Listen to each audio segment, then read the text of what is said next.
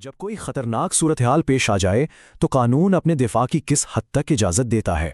آج ہم Pakistan penal code میں درج ذاتی دفاع کے اسی اہم قانونی نظریے کو سمجھیں گے۔ اس پورے حق کو سمجھنے کے لیے ہم اس کے 5 اہم پہلوؤں کا جائزہ لیں گے۔ اس کی بنیاد کیا ہے، اس کی حدود کیا ہیں، کن حالات میں جان لیوا طاقت کا استعمال جائز ہے، اور آخر میں قانون کی کچھ خاص باریکیاں کیا ہیں۔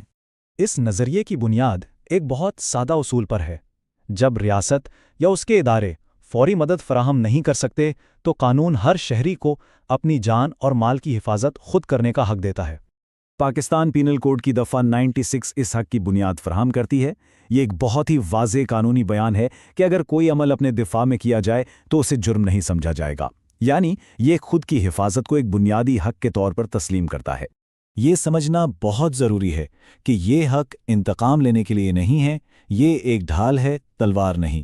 یعنی ذاتی دفاع کا دعویٰ اس شخص پر حملہ کرنے کے لیے نہیں کیا جا سکتا جس نے ایک دن پہلے دھمکی دی تھی۔ یہ حق صرف اور صرف فوری اور موجودہ خطرے سے بچنے کے لیے ہے۔ تو اب دیکھتے ہیں کہ اس حق کا دائرہ کار کیا ہے اور وہ کون سے اہم اصول ہیں جو اس کی حدود متعین کرتے ہیں۔ قانون اس حق کو 2 واضح کیٹیگریز میں تقسیم کرتا ہے۔ پہلا، اپنے یا کسی بھی دوسرے شخص کے جسم کا دفاع، اور دوسرا، اپنی یا کسی دوسرے شخص کی منقولہ یا غیر منقولہ جائیداد کا دفاع۔ لیکن یہ حق لامحدود نہیں ہے۔ دفعہ 99 وہ حالات بیان کرتی ہے جہاں ذاتی دفاع کا حق استعمال نہیں کیا جا سکتا، اسی لیے اسے ایک سنہری ضابطہ بھی کہتے ہیں۔ اس کی 3 بنیادی حدود ہیں۔ پہلی، اگر پولیس یا حکام کو بلانے کا وقت اور موقع موجود ہو تو قانون کو ہاتھ میں نہیں لیا جا سکتا۔ دوسری اور سب سے اہم شرط تناسب کی ہے، یعنی دفاعی عمل خطرے کے مطابق ہونا چاہیے، کسی کو تھپڑ مارنے پر گولی نہیں چلائی جا سکتی۔ اور تیسری، کسی سرکاری اہلکار کو اس کے قانونی فرائض کی انجام دہی سے نہیں روکا جا سکتا۔ اب ہم اس حق کے سب سے سنگین پہلو کی طرف آتے ہیں، یعنی وہ کون سے حالات ہیں جن میں قانون کسی کی جان بچانے کے لیے حملہ ور کی جان لینے تک کی اجازت دیتا ہے۔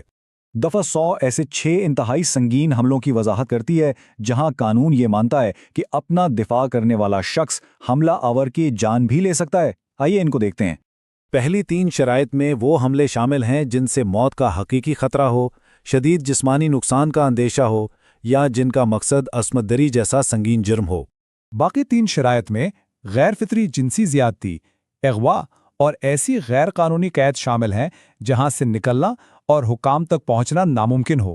اب ان حالات کی بات کرتے ہیں جہاں جائیداد کے دفاع کے لیے جان لیوا طاقت کا استعمال بھی جائز ہو سکتا ہے۔ دفعہ 103 کے تحت جائیداد کے خلاف 4 مخصوص جرائم میں دفاع کے دوران موت واقع کرنا جائز ہے۔ ان میں ڈکیتی، رات کے وقت گھر میں گھسنا، کسی رہائشی عمارت کو آگ لگانا، اور چوتھی صورت میں چوری یا گھر میں تجاوز کے ایسے حالات جہاں جان کو خطرہ لاحق ہو یا سنگین چوٹ کا اندیشہ ہو۔ یہاں بات صرف چوری کی نہیں بلکہ اس سے پیدا ہونے والے خطرے کی ہے۔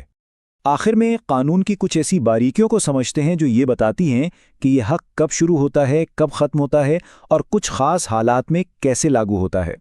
جسم کے دفاع کا حق جیسے ہی خطرے کا حقیقی خدشہ پیدا ہوتا ہے شروع ہو جاتا ہے اور اس وقت تک جاری رہتا ہے جب تک وہ خطرہ ٹل نہ جائے، جبکہ جائیداد کے دفاع کا حق جرم کے دوران جاری رہتا ہے اور تب ختم ہو جاتا ہے جب مجرم مال سمیت فرار ہو جائے یا سرکاری مدد پہنچ جائے۔